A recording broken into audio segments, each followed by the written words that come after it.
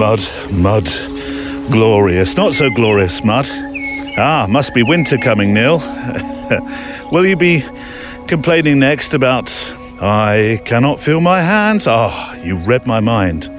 Yeah, autumn's here and winter will not be far behind it. I've got some beautiful sunshine on me at the moment, but I looked at my app a moment ago and it's promised me light rain in 20 minutes, moving on to heavy rain or heavier rain shortly after. Thanks very much. Happy Christmas. Anyway, welcome to the Photowalk.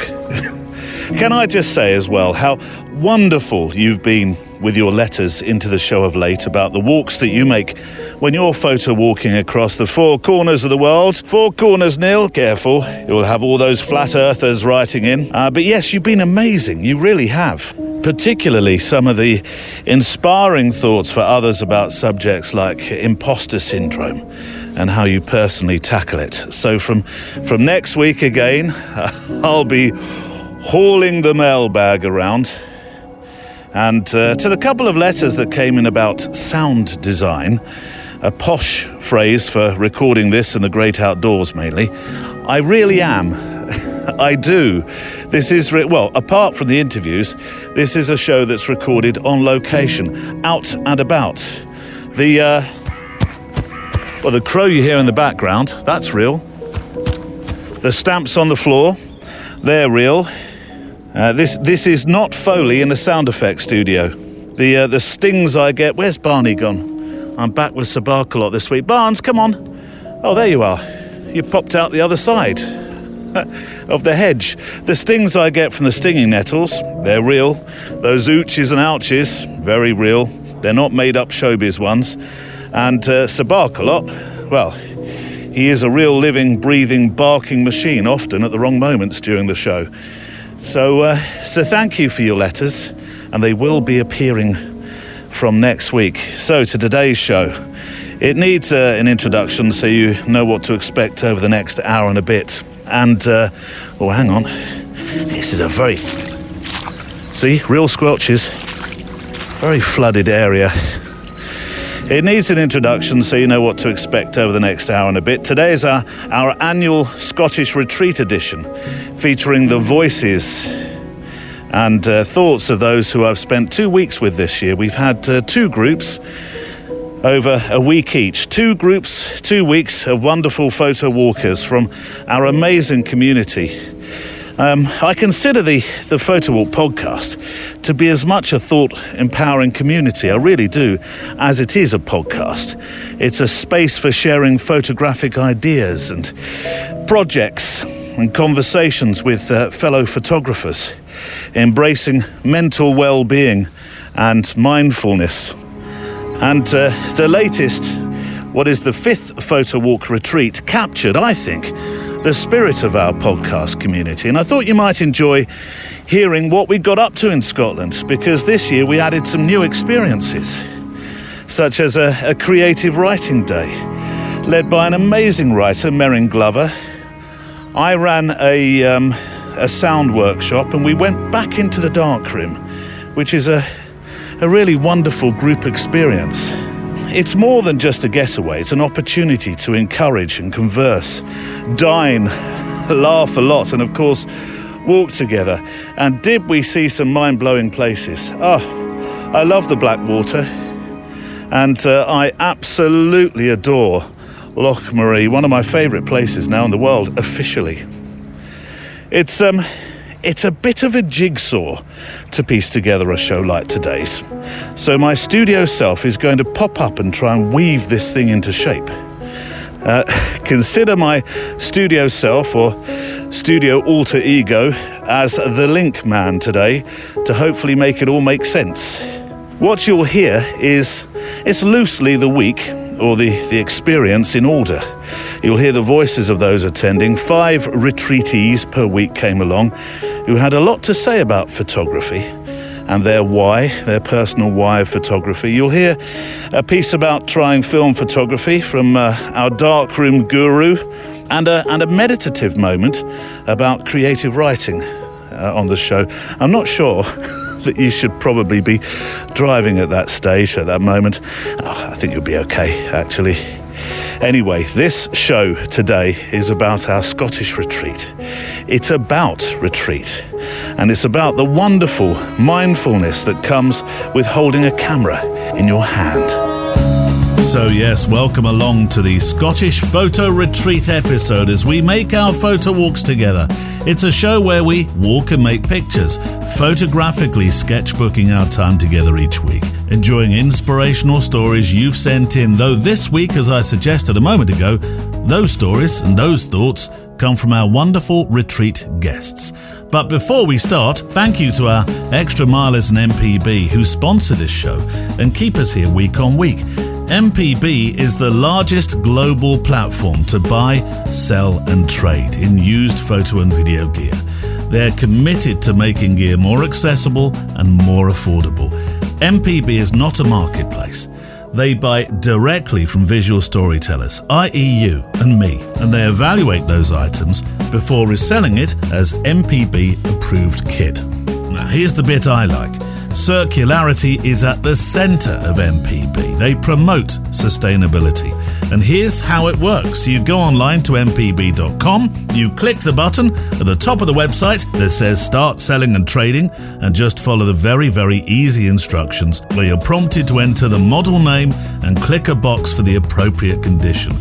From there, if you're selling kit or trading kit, it's collected from your front door, and then MPB pays you for your camera gear within days. And here's a bonus. If your gear's in better condition than expected, they'll automatically increase the amount you get paid. MPB's price commitment provides the right price up front, and they provide instant quotes guaranteed for 14 days. Plus, and this is very important, they never add hidden fees. So make more money by avoiding hidden fees when you sell to MPB with a price commitment that gives visual storytellers the right price up front for our kit. And if you're looking to update your camera bag with some quality used gear, they are, in my opinion, the best. Trust me, I'm somebody who's been using their service very happily for many years now. I'll have a link on the show page today, or simply remember these letters, MPB, and popon.com at the end, mpb.com. Right, time to don the boots. Shall we walk? Checklist out. Coffee, check. Garibaldi's, check. Walking boots, check. SD cards or a spare roll of film could be important for this episode, check. And, a sort of taser-type contraption to deal with midgie bites. That'll all make sense later. Do you have one of those? I didn't think you would. Maybe it's one for the checklist of the future. Let's walk, and we'll start by taking a wander alongside Blackwater and the Blackwater Falls, a river in the Highlands of Scotland very close to our base for the Photowalk Retreat. It's Monday afternoon, but during the morning we were visited with film cameras by our darkroom guru, Matt Sillers, who you're going to meet shortly. He has this magical ability to teach film photography to those who've never shot film, alongside those who have and do wonderfully. The end result was that we all had a film camera that we loaded with film to go and make pictures in this magical part of Scotland that on the Tuesday we'd be developing to make prints from under the red lamps of the Inverness darkroom.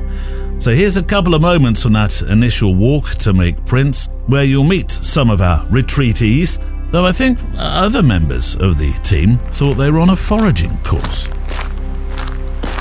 One of the things they tell you not to do when you're out and about is just forage stuff that you have no idea what you're eating. I'm assuming that both Lynn and Vicky know exactly what they're eating because they're tucking into this like it was some sort of foraging McDonald's. Did you not have enough for lunch?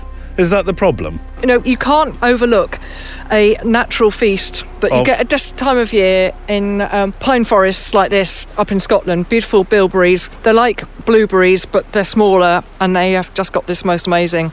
Are they sweet? They are sweet. They are sweet. All right, let me partake of the bilberry. Let me grab you one. Is that one? I'll find you one. I'll tell you what, you'll be a bit hungry if this is all you're eating. Hold on. Oh, they're a bit tart. Yeah, like they should be, really. Sweet and tart, refreshing. Yeah, yeah. What else could you eat in here? Anything? Well, some of the mushrooms you could do if you knew how to identify them properly. Yeah, there's quite a few red ones. I'm assuming they're the ones we don't tuck into this afternoon. But bilberries, I seem to remember last year we found some bilberries. Blaeberries. Is that the same thing, but just pronounced in a Scottish method? Right. Well, I would have one, but you seem to have cleared the forest of them. Would you like one, Kelly, or is it just that these two have stolen them all? If you step off the path, you'll get plenty. Everybody's lazy and just picks the ones right next to the path, but there's some lovely big ones here. Look at these. Look at those. Look. One of those. I'll have one of yours. Blaeberries.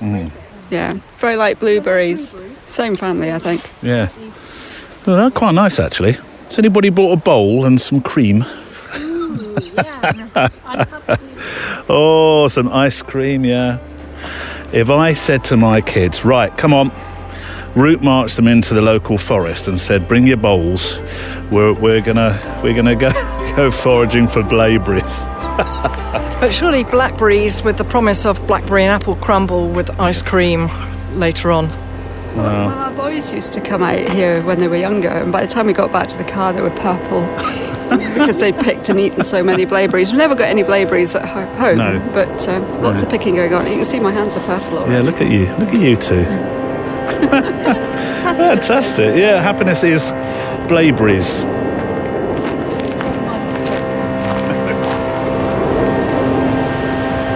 Oh, the sun's just peeping through the canopies again in the woodland where we are. John is making some photographs of the trees. He's doing that thing that I often talk about on the show, which is advice from my dear friend, the late Steve Shipman, who said, look up, Neil. He said, look up, which was advice that he received from his mentor.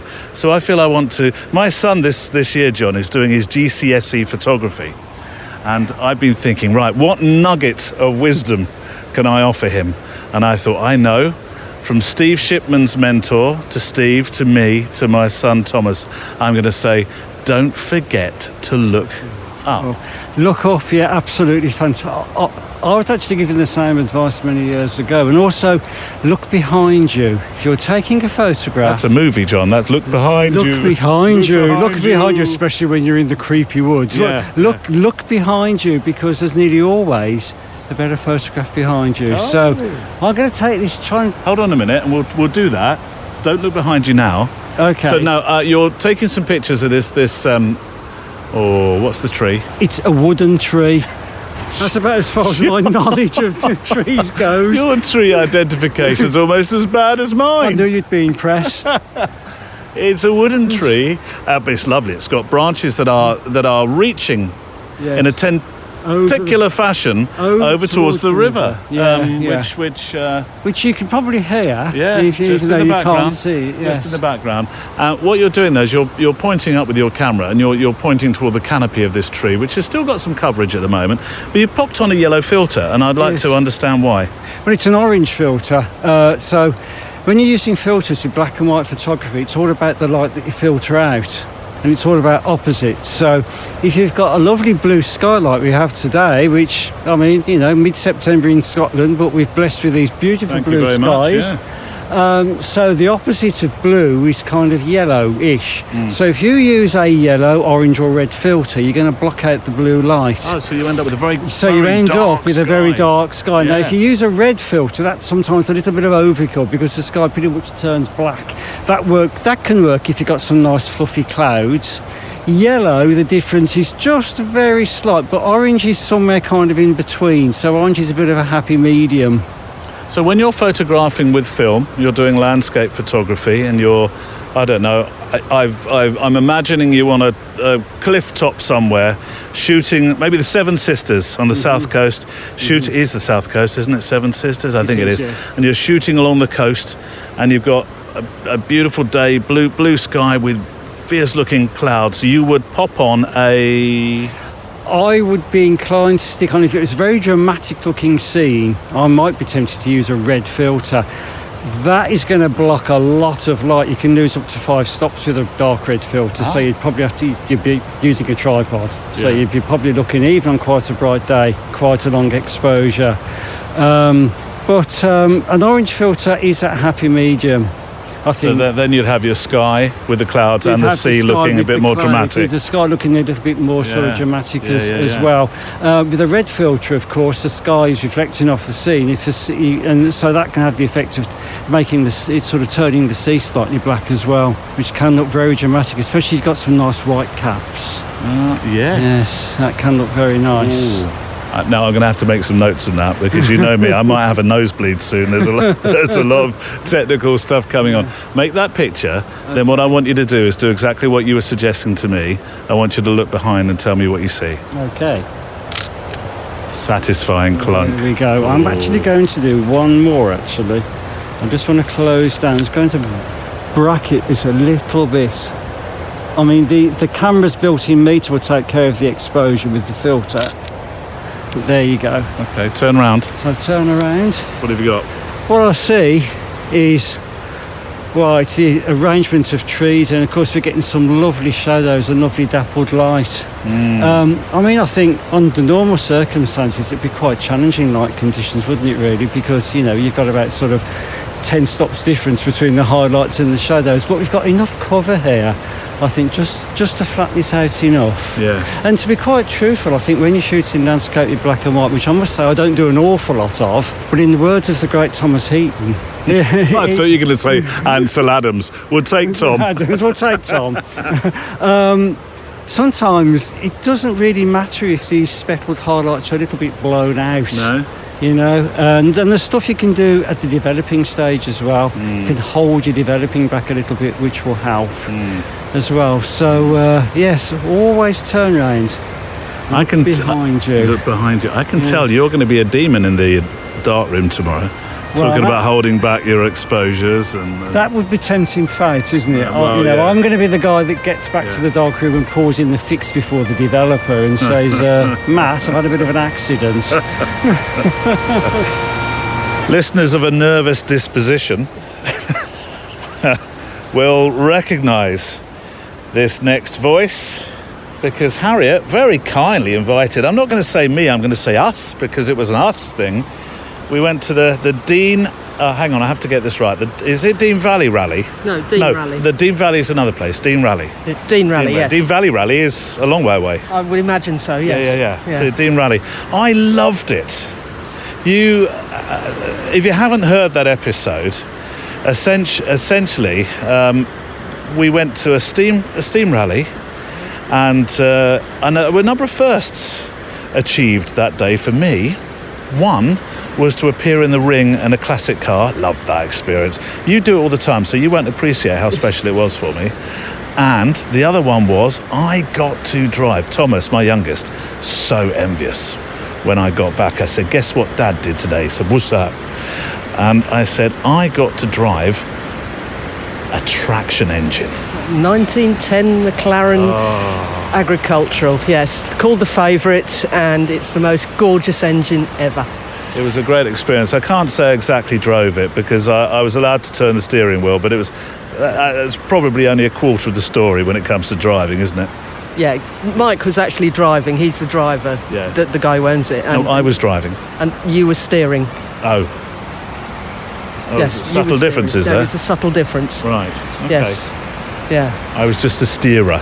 Yes, he gets to put the coal in and monitor all the water and clever stuff and the speed and basically he's in charge. Yeah, all I did was turn the wheel. Yes, and he smiled a lot, which he always does. Yeah. He made me feel like I was the driver. Oh yes, he would. Yes, I only just realised I wasn't. Okay, that's taken a bit of the gloss off. It has, hasn't it? Tell you what though, if you need gloss re-injecting, we're in Scotland. We're along the Black Water, which is a river that winds its way down through the glen here. It's beautiful, isn't it? Absolutely. But there again, who doesn't like flowing water? No, I know. Yeah. Now, today is a film day, so we're photographing with film. You have brought your own camera.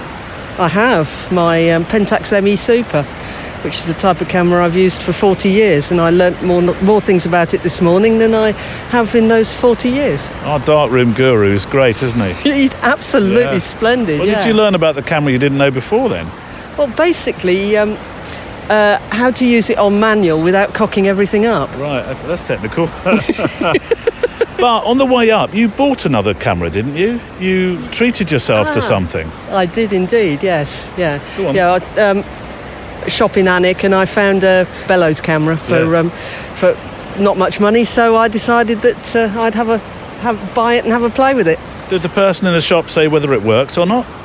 Well, no, I had a little fiddle with it and it appeared to, so okay. I'll have a go and see. But it was in good nick, and the actual bellows were in really good nick, so I'm keeping my fingers well and truly crossed. So I know you obviously for your interest in steam and vehicles and mechanics, engineering. I know all those things that you love. This is very different. This is a retreat where we have retreated into wildlife. Does this float your boat as well? Well, obviously it does, otherwise you wouldn't be here. But in terms of, is this the sort of thing you would go and photograph usually? Yeah. I mean, I love just sitting on the side of the sea, doing long exposure. So, this to me is slightly different, but it's not much different. No, it's great. So, just wander off with a camera. It's brilliant. Good for the mind. It is good for the mind. I love the way you said about your husband Terry when you said when we take the camera for a walk. Oh yeah, I mean I've been taking my camera for a walk since before I started listening to the podcast. It's a lovely idea, isn't it? That you take a camera for a walk. Yeah. Well, we don't have a dog. Yeah. So what else do you take for a walk? Because I can't take my husband for a walk because that would just be. Well, you do. You awful. take Terry as well, don't you?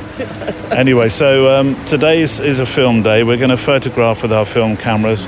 We'll be in the darkroom, joining the stories all together. I'm going to leave you to go and wend your way into this beautiful forest. Look at this weather as well, eh? Fantastic. Hey? Couldn't have wanted for better, could you? Sunshine, sunshine. Do you want a song? No, okay. no, if you don't mind.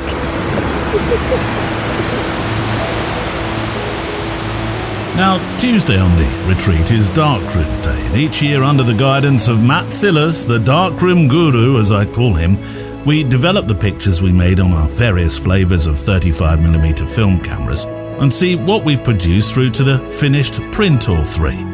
Whether you've done this before, the place of magic that is the Darkroom is always a great way to start the week. It's impossible to take you through the entire event we went through during the day. We'd be here for a box set's worth of shows, but I can play you a taster of the fun we had, starting with a short discussion with Matt Sillers. There's a day I particularly look forward to when we come to Scotland to do this retreat, and it's right at the head of the week, so it's a fantastic way to start. Matt Sillers, who is, we've now named him the guru of black and white. With due respect, of course, to all the other black and white photographers and gurus who have come before, and I'm putting you on the same plane, obviously, as people like Ansel Adams. But we love it here, Matt. It's fantastic. The Inverness Darkroom is almost reason enough for me to relocate the whole family from Berkshire. That's our plan. Tell me about the place. And you've now got charitable status as well. Yes, indeed. Last month we became a charity, and that opens up a whole range of funding opportunities because we're a completely voluntary organisation, and we're not a club or a society. We're a resource, and the resource is managed by a small committee, a small group of enthusiasts. And the idea is to make film photography and alternative processes, anything in analogue essentially, make a resource that's available to people living in the Highlands and in Moray, which is the next county along. And the idea came because we used to have darkroom facilities in Inverness College, where I taught for about 35 years. And the darkroom changed to a digital suite eventually when digital became the dominant form. But the equipment never went away, and we hid it in cupboards and in garages and things like that, because we always felt that there would be an opportunity in the future to use it. And we started to give things away to photographers to encourage black and white and film-based photography in the Highlands. But when the college sold its building and moved to one of these new campuses on the edge of town, the building was bought over by Wasps, which is a Scottish building management firm run by artists and it's been around for 40 years. And WASP stands for something along the lines of Workshops for Artists and Studio Provision, something like that. And the idea was that they would take over derelict spaces, convert them into proper artist studios so that people could have professional places to work in. And they've been on the go for 40 years, doing it incredibly well.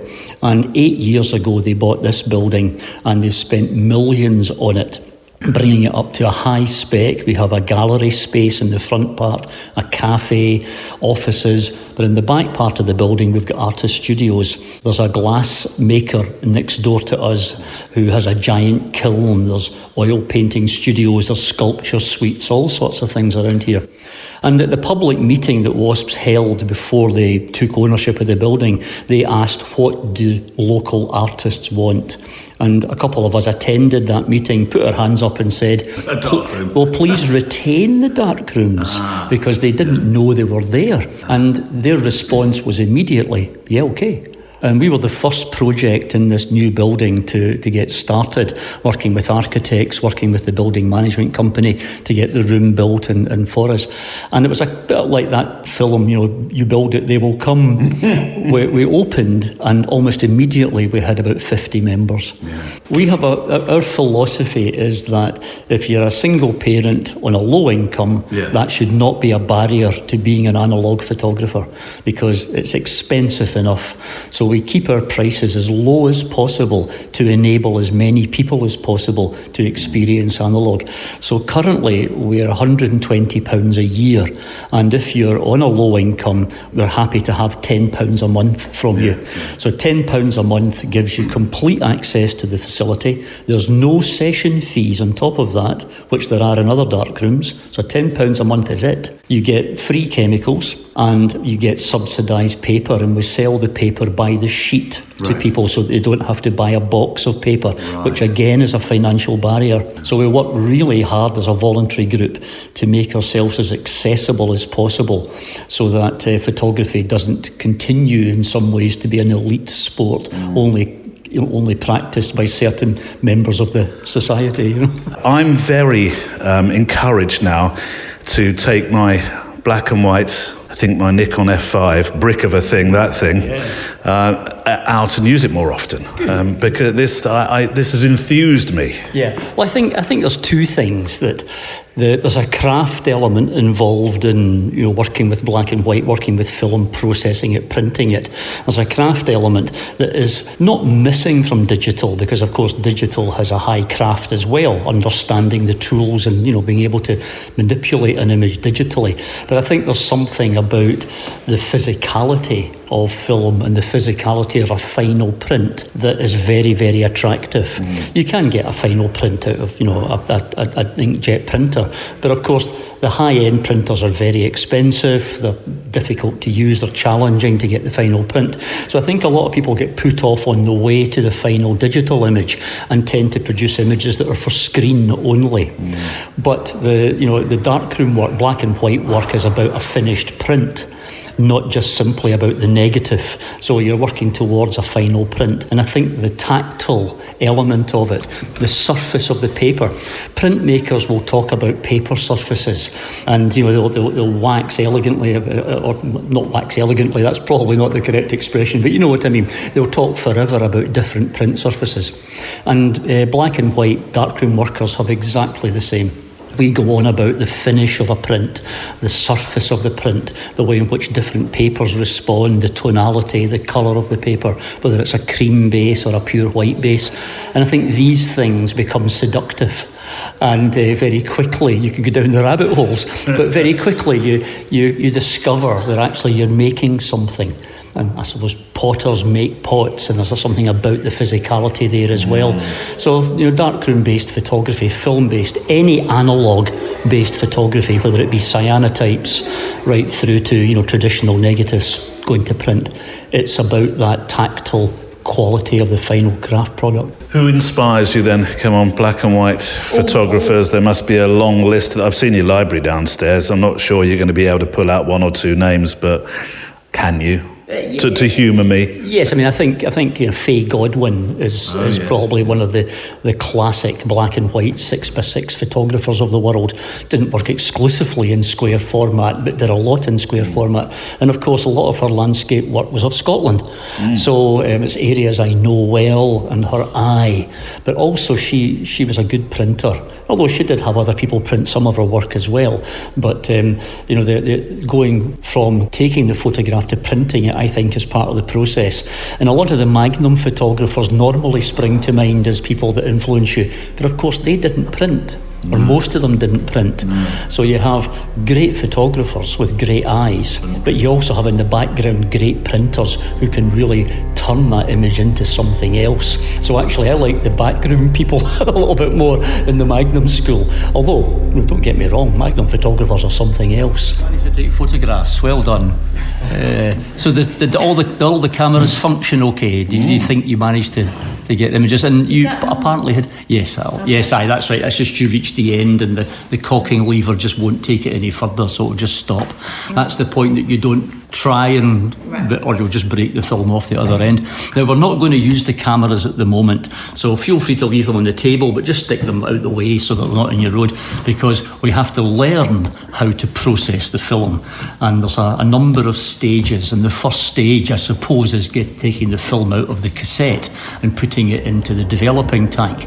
But we won't do that with our real film, first of all. We'll do it with practice films.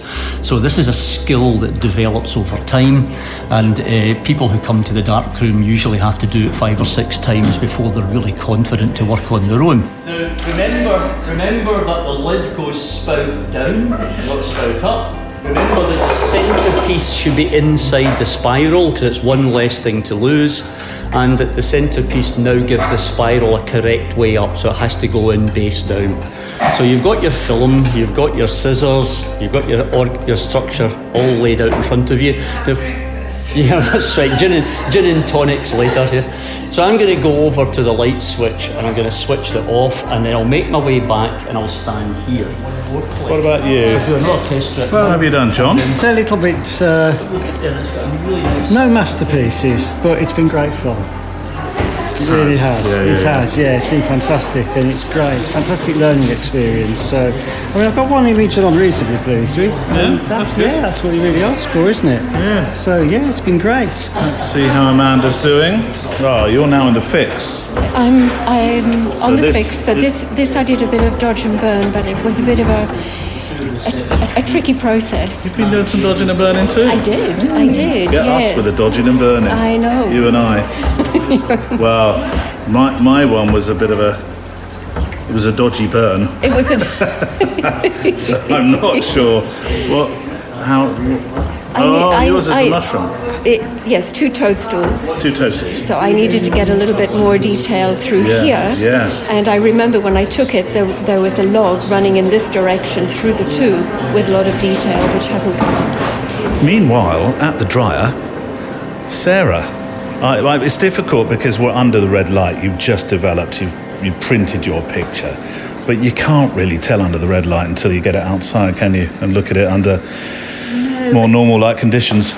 I think you just get a little bit of a buzz of excitement that it might be something nice, and that's worth it. So now under the red lights, this looks like we've got a pool. Well, we're going to see it in a second. Looks like we've got a pool of light just falling onto the understory in the middle of the forest. Look at the light It could be, and there's a lot of silver birch I've seen appearing in these photographs, but there's the silver birch there just on the side to the left of the picture. I think this could. Let's get it outside and have a look. What's the experience been like? Oh, it's absolutely fantastic, absolutely magical. It's like alchemy. It is. I know it seems almost a cliche when you say, pictures are appearing in front of me and do. Oh, you've got to do the knock. Now, let me explain this. There's a light lock where you have to knock on the door so that you don't let any light through and into the darkroom. Should we knock it? Big knock. That's quality knock. Don't get knocking better than that. It's not a shocking knocking, that one. Sorry, in-joke within the darkroom. Oh dear. Small things. Small things. Right, let's have a look at this print. It looked fabulous when we were under the red light, so I'm really intrigued to see what this looks like. Nice one. Look at this. I need to take a photograph of you with that for our Facebook. Well, that says something. Matt's making a photograph of it. Look at it. You can see the softness of the understory, moss and the lichen. And the light coming through here. Yeah. And look at the details on the birch edge there. That's what you like, the birch edges, don't you? These birch edges. Very much. And the detail in here. Yeah, that's a bit blocked out at this side. But, the internal framing caused by that tree and that tree pushes the eye in. So that's working very nicely. Well done. Was this picture made when you went off the beaten trail and got lost in the middle of the Triffids, as you called them? We didn't get lost, Neil. We just took a different path in life. Yeah. And look what we found. Yeah, well, that's magical. That was worth finding. That really was. I must remember to get lost with the other group in the future. I'm so pleased you made another journey across the Atlantic from that very small colonial outpost we know as Canada Land. Small? Did we have this conversation earlier? I had no idea the landmass of Canada. I thought I listened in geography and I thought I was a bit more worldly travelled. Yeah. And I know Canada's vast, but I didn't think it was as vast as the States. Oh yeah, no, it is. Yeah. We're second in the world, are we not? Mm-hmm. Well, don't look at me. I don't know. I believe it's Russia that's the largest, and then it's Canada. Right. And I believe it is... Then Isle of Wight. Okay, that little teeny-weeny corner. No, then I believe then it is the US. Ah, well. I probably just made a liar out of myself. No, you said it, we'll believe it. Okay. So, across from Canada, it's lovely to see you again for the photo retreat. You've been, we've been today into Inverness, into the darkroom. Now, I know you did that last year, but not for me anyway. I don't think it ever loses its magic. No, it doesn't.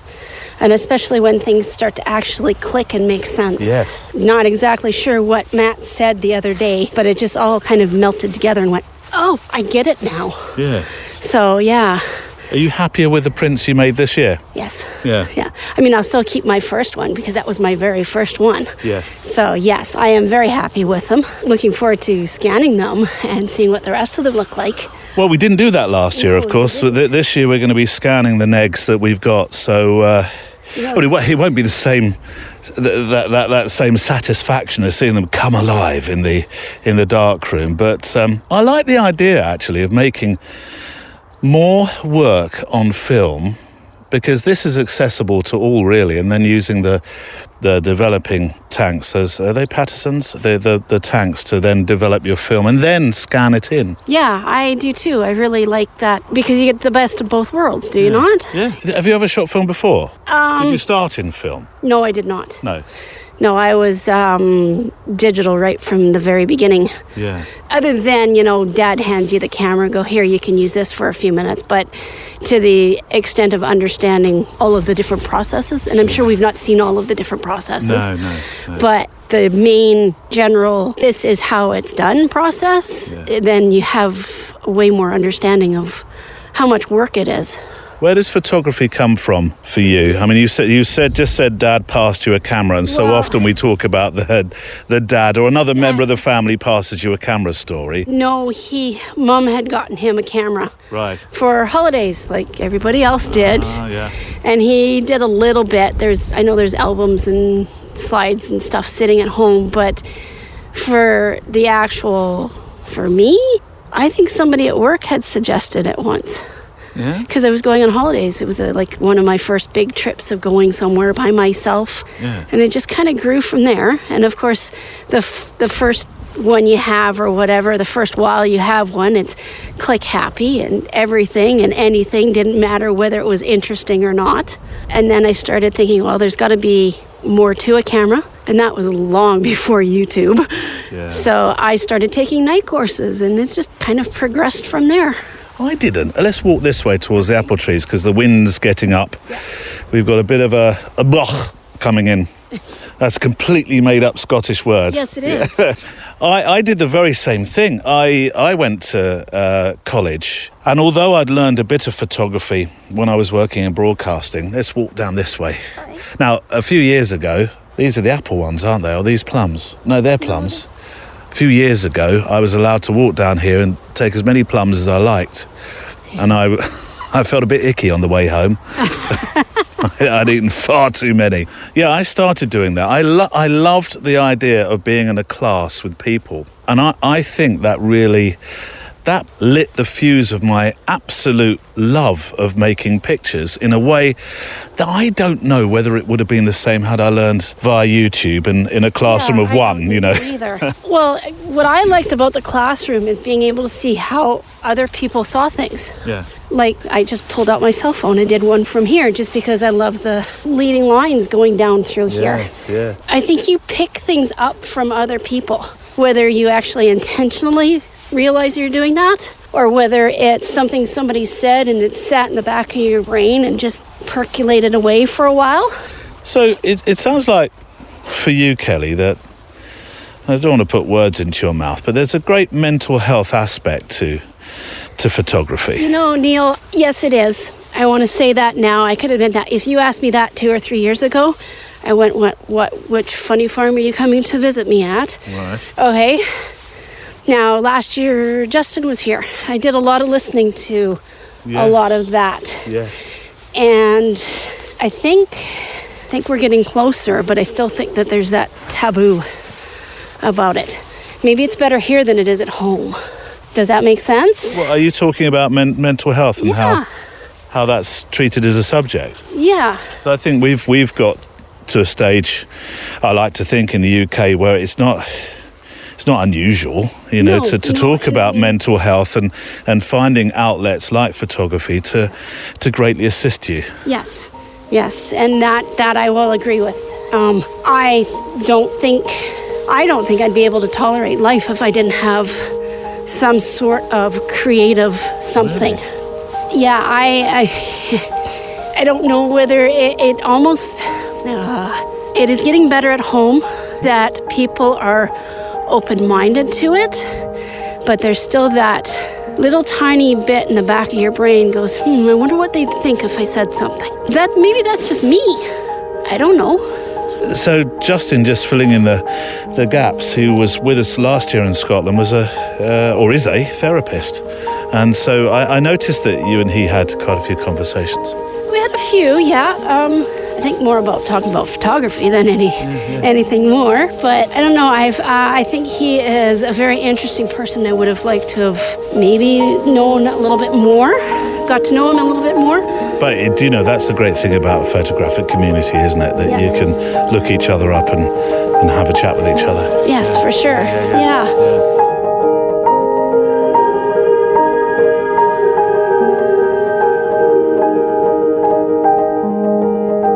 It's the Scottish Photo Retreat Show 2024, and if you're enjoying the week from what you're hearing, you'll be pleased to know we're planning a new retreat for next year, details of which will be on the show page at photowalk.show. Now, last year we opened up a second week, as the first week filled almost straight away. We may do that again, but for the moment, if you'd like to come, you'll find the Scottish Retreat page for 2025 with a place reservation form on photowalk.show. We're only taking 5 photo walkers on the week, so if you are free between the 7th and 13th of September 2025, now is the time to book. Well, we're at the midway point in the week as far as this show is concerned, and we did 2 new activities across the Wednesday and Thursday. There was a sound workshop that I ran to help photo walkers understand just how potent sound can be with your still image making. Though we'll begin by hearing the creative writing part of the week with published author Merryn Glover. Again, it's impossible to play you everything we did, but here's a taster. So the purpose of the workshop is to explore different approaches to text that you might put alongside your photography, to give you some ideas, some inspiration and some courage to try different things. But the way in which we will approach that is not necessarily immediately to do with that matching of text and photography. It's not a kind of technical approach to start with. We're going to take some time outside. Where we will begin there is really with our bodies, are using all of our senses to become fully aware of the place that we're in and what that place is offering to us, and that then as we go into the writing, it's from that very kind of rooted sense of really being alive and being there and being aware that we then offer back something in our words. So that's the process, and then we'll have some writing exercises, a little bit of sharing and discussion along the way, and then we'll bring that to a point of talking about, well, how might that work with what you want to do with your images. So that's our process. In the time outside, it's important that you will be able to be comfortable. So I think Lynn's got some picnic rugs and plastic bags and so on to sit on. If you would prefer to stand in the space rather than sit, that's okay. But I was thinking about it in the car on the way up, then it's nice to maybe find a tree to lean against or something like that. You've all got the sheet of paper divided up into boxes and a clipboard. Has everyone got a pen? I will talk you through the whole process, so you don't need to remember anything, but just so that you've got a sense of what we'll be doing together, you'll just find a place by yourself, and then I'll get you to close your eyes if you're comfortable with that, and I'll be talking you through a process of really settling into and tuning into your senses. Okay, and just getting yourself settled and comfortable in your space, sitting or lying. And feel free to shift your position during this time if you need to move to be comfortable. And just closing our eyes. And allow your body to settle into this place. Be aware of your breath. There's no need to force it, but just be aware of it flowing in and out. And as you breathe in, imagine that air filling your whole body, filtering down through your ribs, all the way down your legs to your toes, all the way out to your fingertips. So with these writing exercises, the rules, we're talking about freedom, but the rules are for your freedom. And the first rule is you just keep your hand moving. You don't stop, because you don't criticize yourself, you don't correct anything, you don't scratch anything out, you don't even stop and think. So your first prompt, you'll be writing for 1 minute, is I hear. Yes, there is I think for a lot of us that enormous sort of fear of judgment or wanting to get it right, not get it wrong, whatever that is, creatively. But that's one of the reasons why the keeping the hand moving is so important, yeah. And that sort of framework for the speed writing comes from a woman called Natalie Goldberg, who's written a couple of great books about writing. One's called Writing Down the Bones. They're both really good books if you want to go deeper into that sort of approach to writing, which is a lot more about just plunging into whatever the unconscious or the subconscious is rendering up to you without necessarily analysing it or structuring it beforehand. And one of the things she talks about is that we all have a kind of creative, childlike, playful side to us, and then we also all have the editing, critiquing, analysing side to us. And they're both important and valuable in the creative process. But the problem is when the editor critic comes in too soon. And sometimes it comes in at the start, and tries to impose all kinds of things on the process. So this sort of speed writing exercise is about literally not letting that critic editor get in yet. And so it's almost as if the hand that you write with, whichever one it is the child, the creative self, the playful self, and the other hand is the critic. But if you don't stop, it can't get in there and go, wait, you spelled that wrong, or it's not making any sense, or you wrote that last time. Whatever the things are that critic voice says, it just doesn't get a chance to begin with.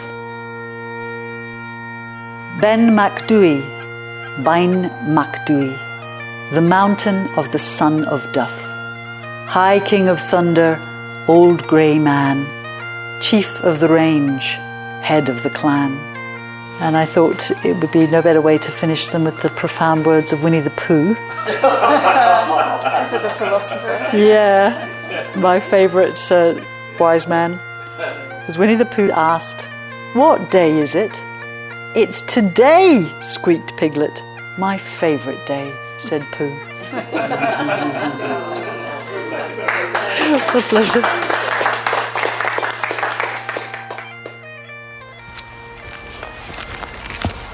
There's a few people that I walk with, or have walked with, where I think, we're in safe hands in the forest because they know all about it.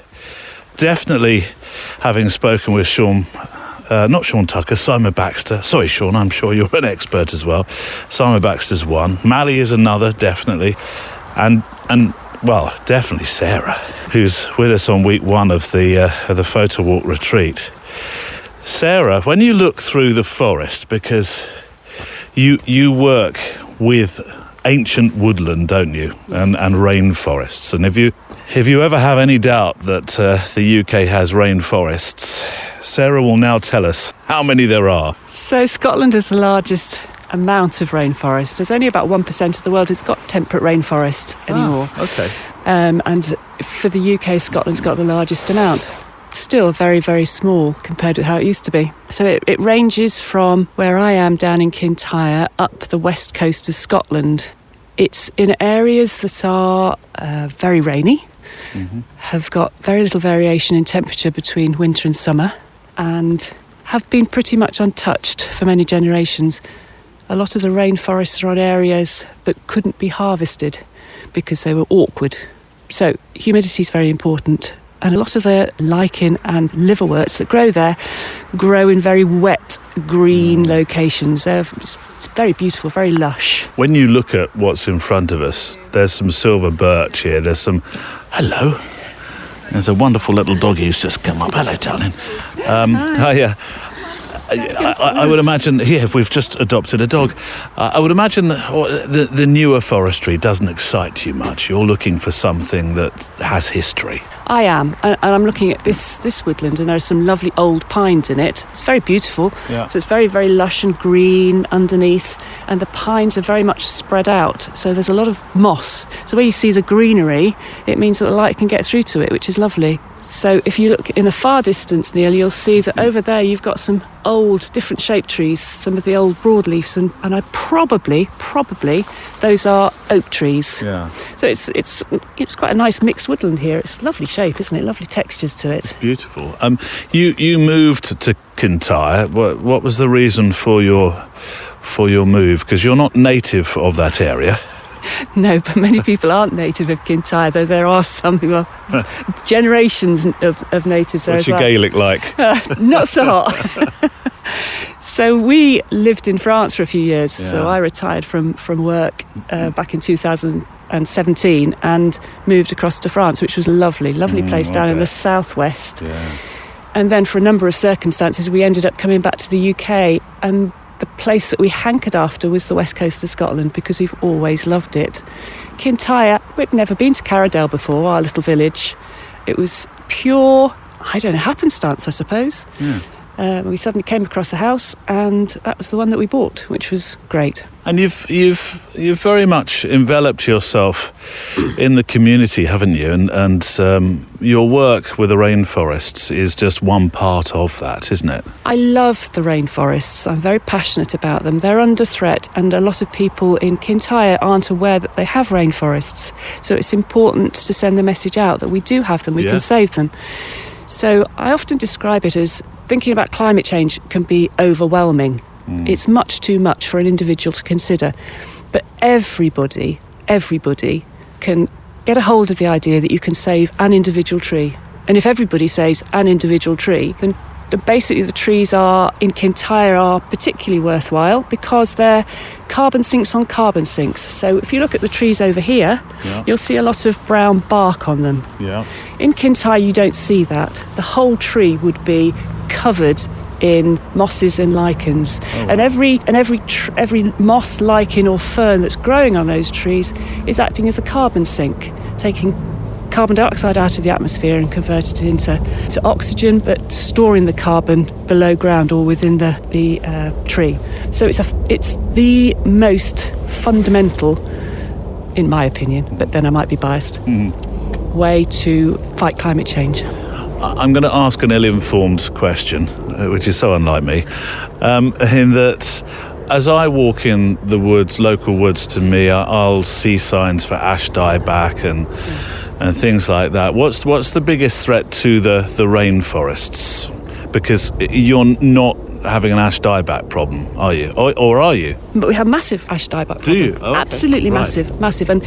And that's a huge concern because ash are one of the oldest of our native woodland trees. Oh, right. They're a foundation stone to all the woodlands. If they go, then a lot of the lichens or the liverworts and those tiny, tiny little weeny clever creatures that grow on them, they have potentially nowhere to go. So they also die out as well. So what they've found is that plants such as sycamores, bizarrely, which have got quite a bad reputation for being a bit of a nuisance, particularly in cities. Have they? Out in the countryside, within the right environment, they can act as a proxy to an ash. So they can take a lot of the species that ash have got on them, the additional species, and the lichen and the liverworts can continue to flourish. So ash dieback doesn't mean we'll lose all the ashes. It just means that the ashes will die back partially, but a lot of them can maintain growth, so they can still live. With all this disease of trees, you might start thinking, are we going to lose whole forests of trees? Or is it the case that other trees will take over, they'll become stronger, as you've been suggesting? Because it sounds to me like diseases and trees, it's all becoming more prevalent, and I wonder what's causing it. Humans. Oh.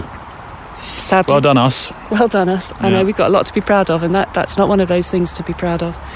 So the bark on the trees is different, basically. So a young oak versus an older oak, the acidity of the bark will change. So there are some trees, don't ask me which, because that's getting too technical, I'd need my notes, but there are some trees that have got acidic bark and some trees have got basic bark or alkaline bark. And that means that different species of lichen or liverworts or bryophytes can survive on one tree but not another. So if you look at a silver birch, that's a silver birch there, in front of us, right in front of me, yeah. I was looking into the distance thinking, that's a rather large silver birch. This little silver birch this here, one, this little wispy one. Yeah. So the bark on that will have a different acidity to the bark on that oak tree right back there. In fact, that looks like a pretty dead tree over there, doesn't it? I'll have to go and take some photos of that. So they support different species. Well, that's sensible, isn't it? Because nature needs a lot of different ecosystems, so it's not going to put all its eggs in one basket, as we'd say. It's going to have a lot of diversity of species in order to make sure that more species can survive. So could a whole forest go? Yes. If you go up to Harris, in the north of Harris, just before you get up to Lewis, there's an incredible, completely silver, dead forest. So basically the trees have all died and they've just turned these incredible... I mean, it's quite extraordinary to see. It's quite a photographic thing, really. It's quite fascinating. Horrifically beautiful. Yes. Yeah. Devastatingly beautiful. The reason that died, apparently, because I did some research, because I was quite fascinated about it, was because of a beetle. And it was an invasive beetle and it wiped out all those trees. So these trees here could be threatened by an invasive beetle that comes in from further south. And you wouldn't know when. And you wouldn't know when. Oh. But that can completely devastate a whole forest. And bear in mind that each of these trees is connected underneath by the most wonderful mycelium network. The whole of this forest. All talking to each other. The whole of this, all talking to each other. So when one gets attacked, the others put up a defence mechanism to prevent them being attacked. And they'll support each other. They'll provide food to younger trees, not only of the same species, but sometimes of other species. We haven't got an idea of how incredible the network is here. So it really is extraordinary. How does that network work? Because in my mind I'm seeing lots of sort of intertwining roots shaking hands, but it's not that, is it? So there are lots of intertwining roots not shaking hands. The roots are likely, and this is in my very basic brain to explain this, but the roots are likely to be shaking hands with the mycelial network, the fungal network. And then they will join up, and it's like ring-a-roses with trees and fungi, creating this great network of communicators. I want you to have an opportunity to photograph in this woodland here, and I realise well, let's walk this way, and I'll ask you one other question while we're going, and I'll choose to ask it as we're descending a very steep set of steps. Thank you. This morning with the writer Merryn Glover, that was an absolute treat. We sat in this woodland a bit further along actually from where we are now, and in a series of writing exercises, one of which was hang on, let's get down this step. When it came to, what's your strongest sense, actually? I was going to say when it came to sight. I'm intrigued in what was your strongest sense. Somebody who's so invested in forestry and invested now in Kintyre and saving your local rainforest. I wonder what the first sense was that you turned to as you sat there with eyes closed in the forest, all of us absolutely quiet, just listening to the world around us. And I think the first one I went to was sound.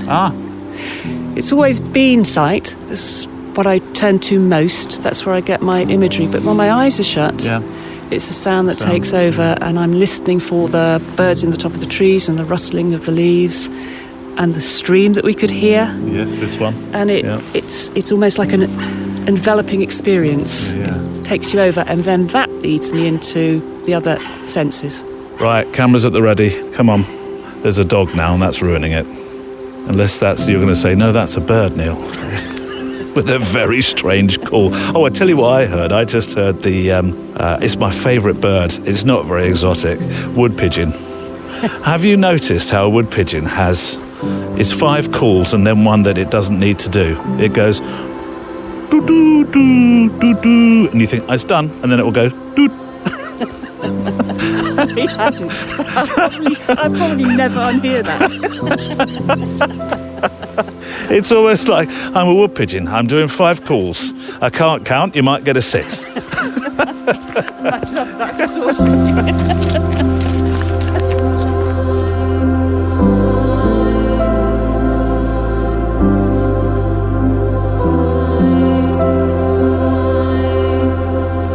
I'm never quite sure what to call you, Laura, really. Are you a retreatee or a walker or a sensory walker, as has been the case? What are you?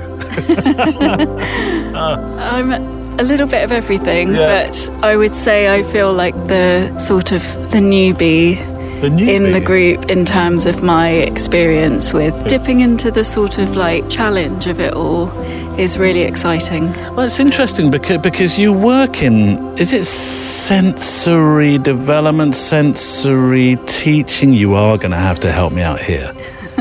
Yeah, so I work as a teacher in a group of teachers for a company called the London Refinery, and we host scent development, fragrance making events. So we go to companies, we host events, and we also work with public classes and workshops, predominantly in Notting Hill, and we welcome people in for a very intensive 2-hour workshop where we start with creating a story and then we bring fragrance into that story.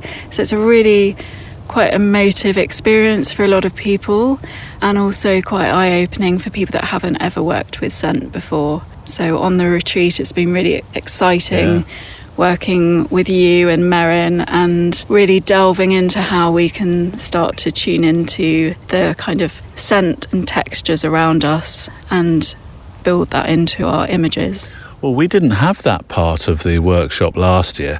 I'm being acutely aware, as I think I said to you a moment ago, that I don't want anybody that came on a previous retreat to think, why didn't we have that? Because we've done so many different things and a lot of laughter and sometimes tears along the way with everything that we've done across the weeks that we've run our retreats. But we have done something different this time. And it was Merryn Glover, the writer, who we went into the forest, we all sat. I tell you what, I never wanted to open my eyes when we all closed our eyes and started thinking about things in a different way. But smell, is it olfactory? Yes. Smelling that sense, exactly. Something that I'd not thought about connecting with photography before. But it does make sense, doesn't it? Because it guides you. Mm. Yeah, and I think it's especially in the fragrance world, there are lots of companies that use really amazing sound and imagery and video with newly developed scents. So thinking about Fern being one brand, and they do really gorgeous videos that take you to that place and that surrounding and some of those elements that you'll be smelling in the fragrance. So this was a really amazing experience to dive into how to transport some of those elements into a single image. Yeah. What have you learned this week? Because I know that you came here purposefully not learning too much about what was going to happen. Has it surprised you? Yeah, the main thing, obviously the retreat website gives you a hint, a bit of an overall thing. Yeah, a little peppering of what's to come. But actually the really exciting thing is being here and Neil keeping an element of surprise and excitement around what will come and not thinking too much about the day ahead. It's just being in the moment of that day. But the thing that I've really taken away from it is how to expand beyond the image and how to give an additional narrative to an image, which could be in a very different way, poetic way, or a written piece, or today we're doing audio, which is really interesting. And I just hadn't really explored that before. So that's really exciting, how you could just, like yesterday with Merryn and Neil, just even thinking about kind of 15-word lyric that could support. Yes. Yeah. Have you got your 15 image yet? Yeah. You have? Yeah. I'm still working on mine. But that's really exciting just to also write within short time frames and switch between different senses. So writing about what you're feeling, what you're tasting, what you're smelling, what you're touching, and how you can build another layer, which is really exciting. Photographically, I mean, you have so many strings to your bow. You teach, and we've talked about your teaching. You're working on a podcast with some good friends of yours, and you're a photographer, weddings and events as well? Yeah. So tell me about the photographic side of Laura Inc. So I have just finished doing 5 volumes of a magazine, which I started to kind of push myself into doing more portraits, so doing those single sitting images and to really capture the essence of somebody, which before was quite scary for me. I quite liked documenting events and documenting weddings and still going up to people and doing portraits, but not in the same way that you'd have an allotted time and you're capturing the essence of that person. So I have a bit of a variety of projects going on. So the magazine, which has been great. So really concentrating on inspiring women, how to show women in a really empowered way through photography, and then doing photos at weddings and events, different types of events, but female focused, lots of community events, which are really exciting.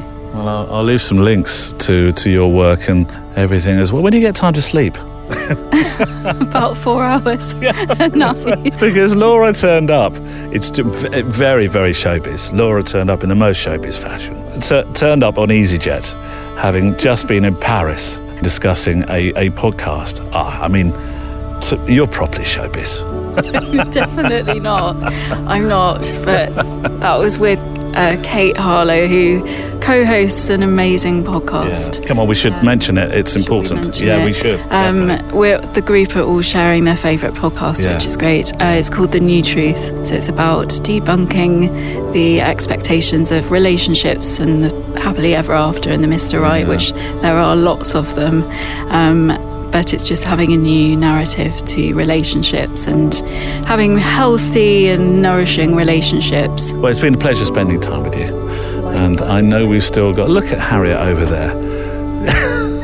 Harriet, there's some benches. We're sitting in this wonderful estate. We're actually sitting... I don't know where we're sitting, Laura. I think we could possibly... Because the building was taken down. So we could possibly be in the drawing room or the library. And just along the way, Harriet's gone into a very zen-like moment. She's meditating. She looks like she's counting sheep. Under the dappled light of a silver birch. Oh. And she just looks at peace, doesn't she? Total peace. She does. I'm wondering whether I should ruin it and go and talk to her and get a recording of something. I probably shouldn't, should I? I think you should. Yeah, I should. I think you should. She'll inspire people.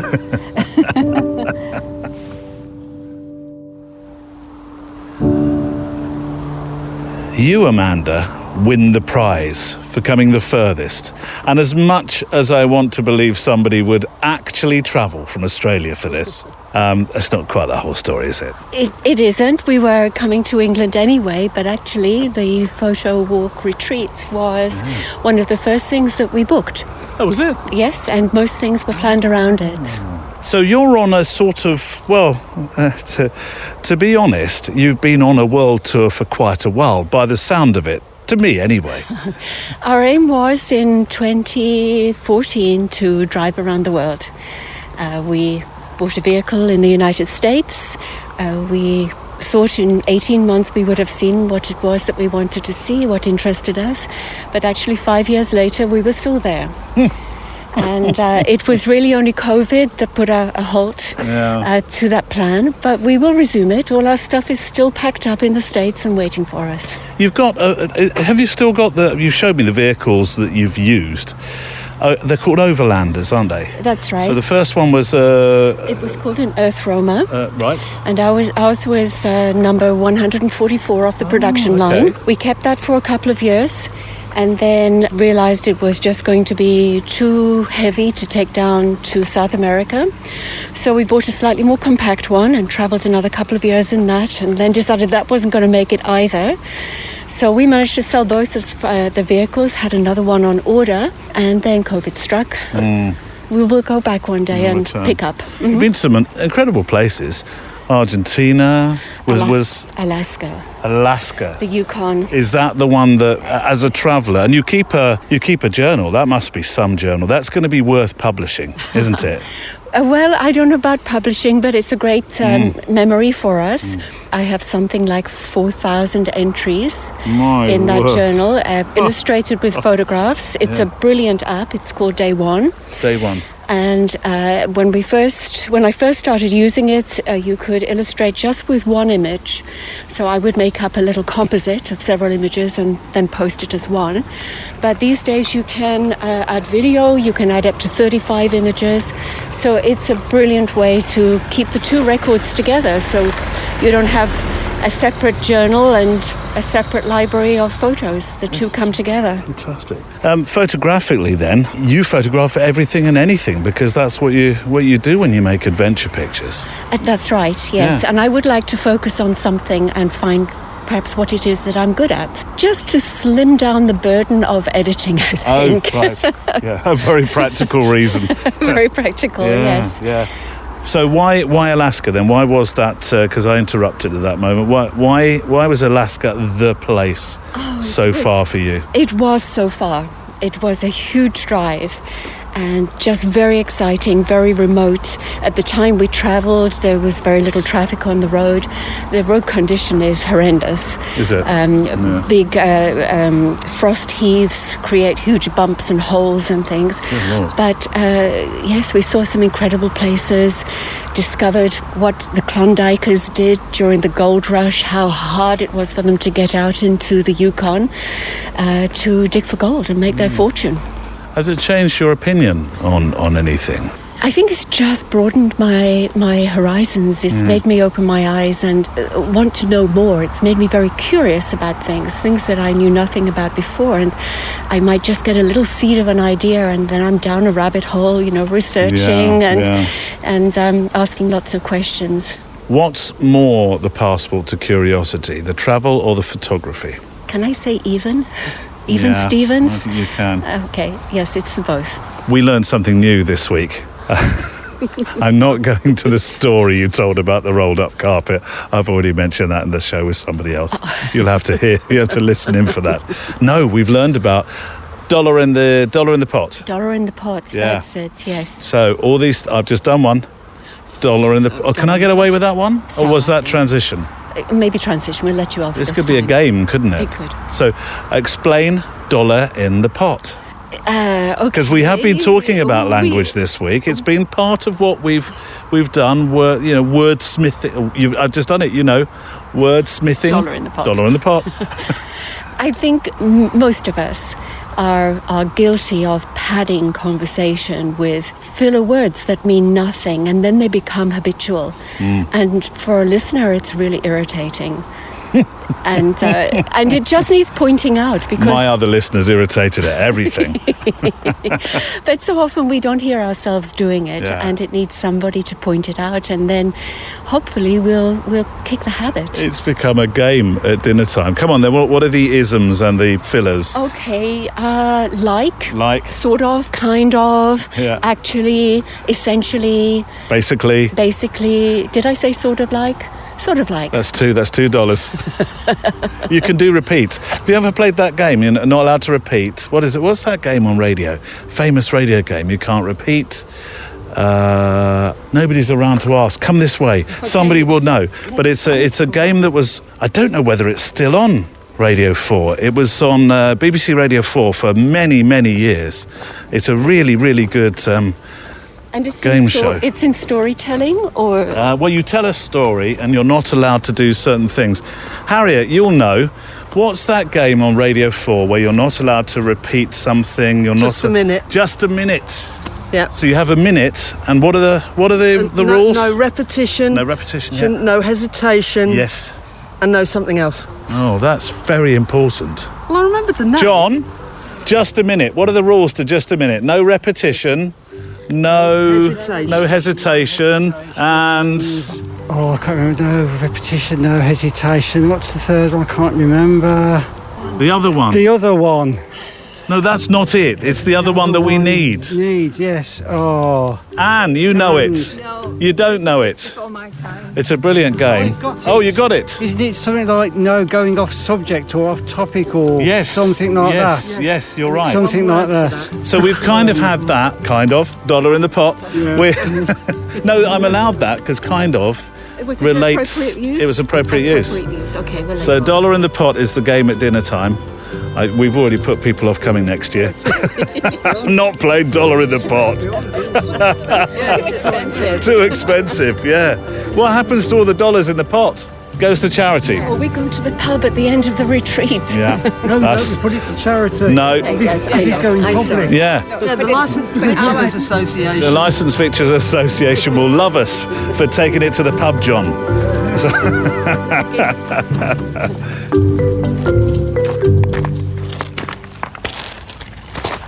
Last year, when we were here, Judith, pretty much where we are now, there was it was like a funnel of water came down the loch. We're at Loch Maree, and I described it like, well, it felt like somebody was on an invisible jet ski, and they carved the water up, and it went left to right, whoosh, all the way through. You know the name of it. The Spindrift. The Spindrift. It was incredible, wasn't it? I think most people must see a spindrift and think there's a monster about to surface. No wonder people believe in Loch Nesses, or Loch Ness monsters rather, etc. Loch Maree monster. Loch Maree. Yeah. I need to ask you a question, actually. And that was about the sound piece that we did the other day. You got quite moved by that sound piece, didn't you? I did, and it wasn't when I made it, because honestly I couldn't remember what I'd said, but sitting on a beach I don't even remember where we were, and walking down the beach, And I sat on a rock just listening to the tides. And I don't live anywhere near the sea. And it just took me back to childhood.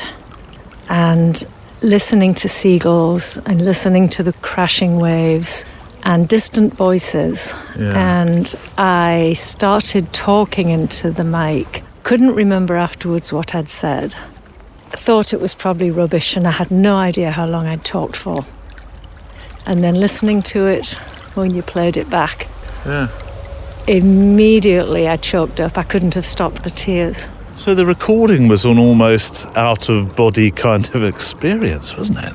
Because you really didn't remember what you were saying. It was like that stream of, not even consciousness actually, like we were enthused to have in the forest with Merryn Glover when Merryn said to us, write on a piece of paper your thoughts about whether it was sight, sound, whatever, and just write for a minute. Don't think about it, just let it flow. I was surprised how, when I did, and the same with the writing exercise, I went back into my memory. It was the memory that came out. I just started writing. I couldn't tell you why or where it came from. It had nothing to do with really what we'd been talking about. But there's something in the mindful mindlessness that makes no sense whatsoever. It makes perfect sense. But it's almost like tunnel vision of all your senses, and all of a sudden that's where it takes me. It takes me back in time to really good memories. Yeah. And that's lucky. And it's really nice to revisit them because it's not something I've really consciously spent any time thinking back on. But I could smell the coffee. I could see the thermos that my dad had. I could feel sand between my toes. I could remember how much it hurts to walk where the ripples in the sand are. And the warmth of rock pools compared to the cold of the North Sea. And the stinging sand on your ankles. And the way the grass on the dunes just whips at your calves. You know, you'd think it would cutting it. And all those sensations, all those emotions, everything came back. And when I heard it, it was like listening to my 8-year-old self. Yeah. And it was very emotional. I was surprised. It moved not just you, it moved a few people who were sitting around the table in the evening as we were editing these sounds. I looked up, I think it was Lynn that brought across the box of tissues first. But then people around us were, oh my word. I think there was a moment where everybody thought, Judith's gone back to being 8 years old. In a nice way. And you're probably thinking, I wish I could hear it. So I tell you what, let's do exactly that.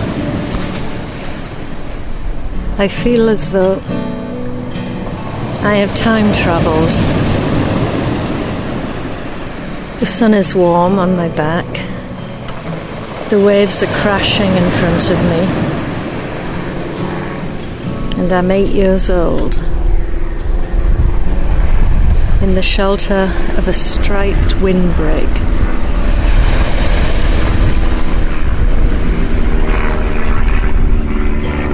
The sand feels so good under my feet, and we can scrabble and make holes until we get down to where it's cool and damp.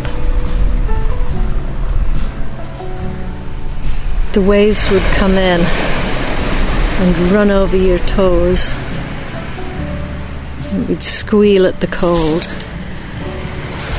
and the tiny pebbles would beat at your ankles, and you would feel as though you were being sucked back out as the waves receded. I can taste the sandwiches from the picnic and smell the coffee from my parents' thermos. It was big and had a cream lid in a silver metal, and it said thermos on the side in red.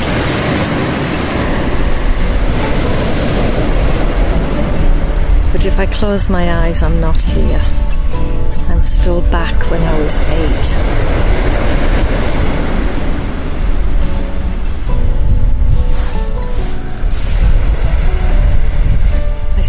patterns in the sand, ripples like waves, hard to walk on, that hurt your feet. You'd climb over the dunes, and the long grasses would whip at your legs, sharp like razor blades.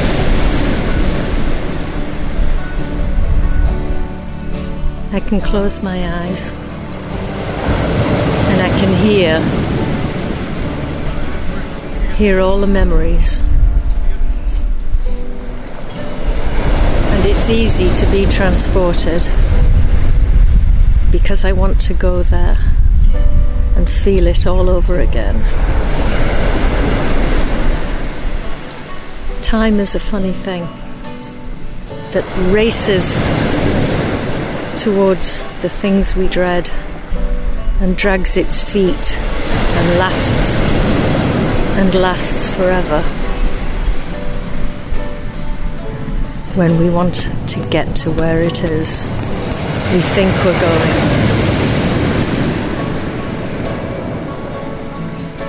At this moment in time, I want it to slow down. I just want it to slow down to a crawl and let me savor,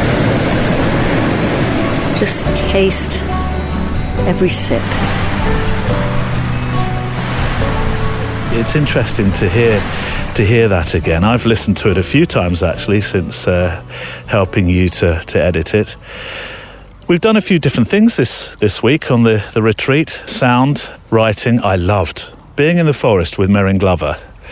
Just sat there. It was effectively, I suppose in many respects, it was forest bathing, but with a literary angle. It was surprising. If I had to put together a collection of memories, photographs, writing, whatever, from this week, I would call it time. Because time has seemed to be a running theme, whether I've gone back in time to my memories, time in the darkroom when 2 minutes seemed like eternity waiting for a developer, 1 minute of writing, 2 minutes, I suppose, same amount of physical time, if there is such a thing, but it flew. Maybe it was 5 minutes she gave us, but it flew, and it's like it's unreal. Time is. Well, there were two, weren't there? There was the 1 minute one when we were in the. Oh, that was the short. In the short form writing, sight, sound. What was it? Sight, sound, taste, smell. Right. Taste was an interesting one. If you're sat down in woodland, and somebody says, "What do you taste?" I came up with an odd one. Much like you, actually, I went back in time to my childhood, and the taste I could taste, if this makes any sense at all, was the taste of the cold air in the back of my tongue. And it reminded me, it took me right back to first days of school in September, in the days when it didn't used to be warm when you went back on your first day, and it was always that chill, and you thought, oh, can't it be summer again? I so loved the summer. What did you find with taste? Well, I had found on the ground when we were doing the touch, I'd found what looked like a husk of a shell or something, and I'd picked it up and smelled it, and it smelled very strongly of nutmeg. And it was a piece of a pine cone apparently, but I never did get a scent of pine, but it was definitely nutmeg. And then when she said, what can you taste? All I could taste was Christmas cake, and it must have been the nutmeg that... You know, if you can smell something... You put what you found on the forest floor in your mouth? No, it was the... You know, if you smelled... if you walk past a fish and chip shop... Yes. Oh, yes. And you smell the fish and chip shop... Yes. You can taste, it. You're right. The batter and the vinegar and whatever. Yes. And so it was that kind of relationship, I'm sure. But again, back in time, I felt... I don't know, this has been... it's a place and a week that we've had that has just allowed me to go back and rediscover who I am in a way by looking back to see who I was. Memories I'm not aware of having those memories before, but they just keep creeping up, and because with the exercises we've done, and we've done so much, it's been such a full week with writing, recording. Everything about the week has been about the senses, and that flooding of your senses has just been just a trigger to really immerse yourself in everything that's around us. Judith, I think you've just named next year's retreat. We'll call it Senses. Perfect. How about that? Now, talking of senses, and it is a sensory thing, I think. I think everybody was hanging on your every word when you started talking about your cyanotypes. Explain a cyanotype, because my other listener won't have any idea, obviously, what a cyanotype is and why you do it, because it clearly brings you a lot of creative joy. It does, and I am using cyanotypes in a non-traditional way. Traditionally, a cyanotype would be to apply solutions to paper, put it out in the sun with a negative on top, so the negative could literally be a negative, or it could be a rock. The area exposed to the sun would go blue, lovely Prussian blue, and the area covered up would be white. So that's a traditional cyanotype. And what I've been doing are wet cyanotypes, so putting the solutions onto paper, any kind of paper, fabric even, leaves, there's a lot of variety there. Laying on your negative, which for me has been botanicals, adding household things like salt and vinegar, lemon juice, like a fish and chip shop, turmeric. Pop it in the sun, let it develop, and you can leave it out a lot longer. You're not having to worry too much about exposure times. And then bringing it in. And lately I've been playing with the standard solution mixes. So instead of using this, the prescribed amount of solution A and solution B, I have been using just solution A or just solution B, and I've found I'm getting brilliant colours, lovely greens and sandstone colours, and I've really been experimenting as a piece of abstract art. But using the ferroammonium citrate is one of the chemicals, and can't for the life of me remember the name of the other, but just really working outside the box and just finding such a joy in that creation of something hands-on. You've been exhibiting them as well, haven't you? I have had some success. I had one art fair tent, which I've never done before. And the one thing that people were most interested in was the cyanotypes. Yeah. And then I have another online gallery exhibition that'll be coming up this November. What does, complete change of tone now, what does photography mean to you? For me, and because I think I have been, since I picked the camera up again after I retired in 2019, the majority of my photography has been not macro, but very close up, details. And I think what happens is you look down the lens, especially when you are focusing on something very small and very detailed. It's the colour, the lines, the textures. You immerse yourself. You can't see anything else. All of your vision, so all of your concentration is what you are seeing and working on with that camera, but it's like a tunnel to mindfulness, the lens, and that's where I go, and it's peaceful, and I don't hear, and I most certainly don't think about time. Well, if ever you didn't want to think about time, this is a pretty good place for that, Loch Maree. It's absolutely beautiful, isn't it? It is stunning, which is why I had to set a timer, literally, to make sure I didn't make everybody sit around and wonder where I was again. I don't think anybody minds. We've got this sort of unofficial thing that we might say, be back at this time, knowing that will stretch. Right, but I think it was be back at this time for lunch, and I don't want to miss that.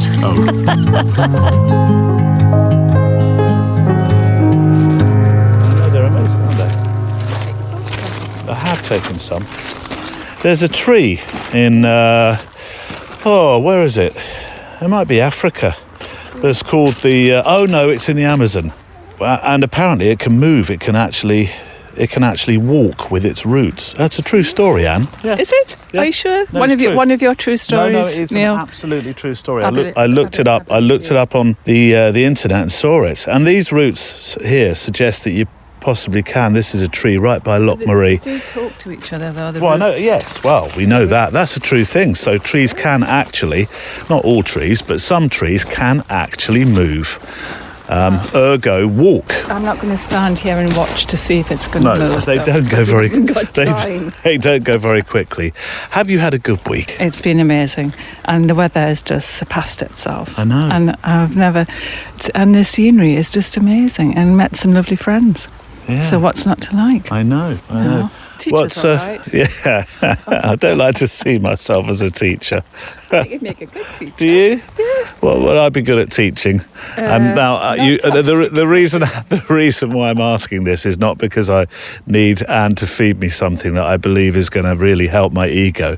It's because generally you've been really, in a fun way, mean to me this week. But I'm mean to a lot of people that I first It's meet. your humour. I think it may be nerves. Oh, really? No. Well, I just like to see how far I can go, really, before you pick on me back. I mean, it's not stopped. How far does it go? In all seriousness, though. Hey, it hasn't finished yet. Oh God. The day is not over. That's true. Just be very afraid. In all seriousness, though. Yeah. Since you arrived, we've printed in the darkroom. And Matt is just incredible. He was so patient. He was good, wasn't he? Yeah, we just love him. We would move back to Inverness just for Matt. Just to go to the darkroom. And obviously to see Lynn. Yeah. And maybe to meet up with you now and again. But Matt, definitely. And Shauna. Oh, Yes. Shauna is amazing.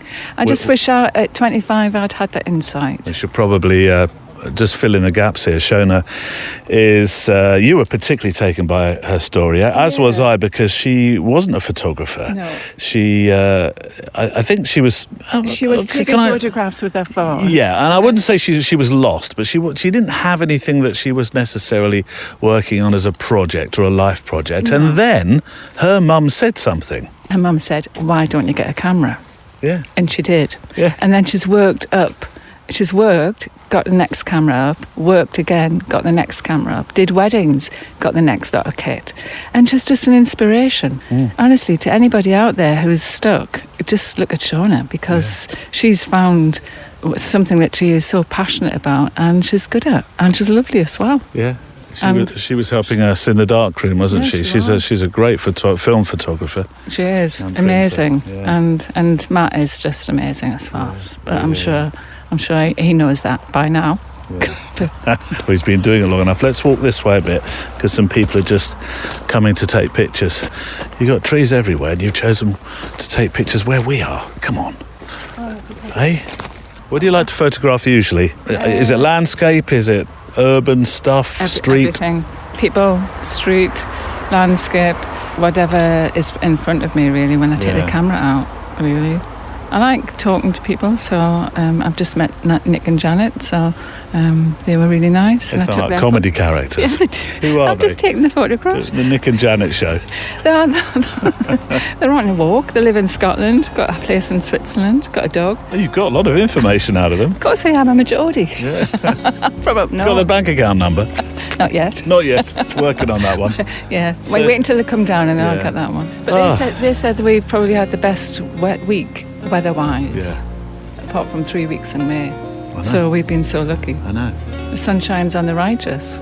So John said. It does. And we're now waiting for John to go into the loch. Yeah, John is one of our members this week, and we were asking him whether he'd take a dip in the loch, because he looked like he might be interested to do so. And he said he had his waterproof undies with him. Yeah, let's not go into too much information, because he might not like that publicised. Oh no, It's a bit delicate. He seems to be smiling. I think he's okay. Yeah, but I haven't pushed him in yet. John, it's only half a mile across. A little bit more challenging. Oh right, okay. He had no intention of going in, did he? But the people that have been on the course have been lovely. We've met some lovely long-term friends, and that's what happens when you come away. Wow, you do meet people and all of the same similar interests. So we're not holding each other up when you go for a walk.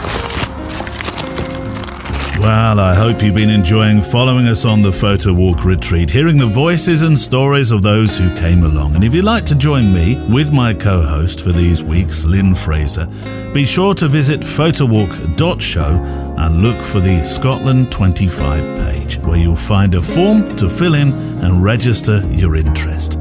There'll be a rundown of micro workshops too, and features, plus some pictures from previous retreats. And just a few more voices on this week's show, and I'd like to start with introducing you to IS, who, talking to me for the Extra Mile show for, this week actually, had some interesting thoughts to share about imposter syndrome. I want to ask you about imposter syndrome. Is it something that you'd spoken with me about, and it's something that you've encountered? How does it form in your life? Do you still have it? Yeah, I think I go through sort of ups and downs with it a lot of the time. I always find if I'm starting something new, something that I want to do something new, I would always have that. It's to do with self-worth and self-belief.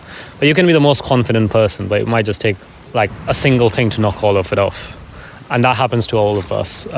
For me, it was like, when this happened with my engagement and breaking off, that was quite a big thing. And I actually felt at a very low in terms of creativity and things like that. Afterwards, even just the idea of, okay, what am I doing? Even the book, for a while, I kind of felt very disconnected from that work.